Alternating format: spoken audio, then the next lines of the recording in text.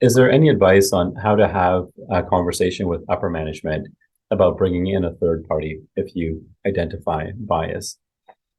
I think the best way to approach this is by pointing out the potential liability here. And this seems to be an issue that we see cropping up very frequently in the cases where folks come forward and the reported decisions where there are issues raised. Oftentimes, it's there's bias or the appearance of bias in the investigation that's been conducted internally. So one of the ways that will catch management's attention is to say, look, we have the case of Magna where they made this mistake. We have a case of Boucher and Walmart where they made this mistake. We've got Bell Mobility and Pieris Ferreira where they made this mistake.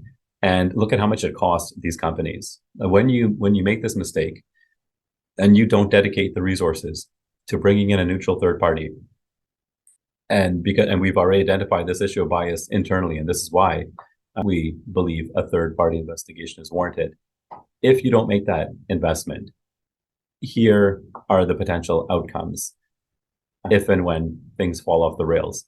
And I think that would be a good starting point, because you're going to get the attention of management when they see the potential liability here that's attached to it. Because oftentimes they look at it, from a resource perspective, and certainly it's not inexpensive to bring in a third party. But the expense of the investigation pales in comparison to the cost of getting it wrong.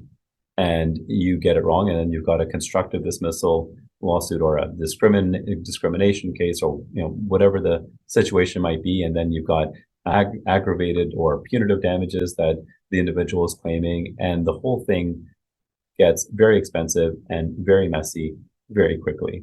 So painting that picture for senior management, I think, will help you get to that next step of helping them then understand why this is important, and what are the options here in terms of a third-party investigator and the scope of that investigation.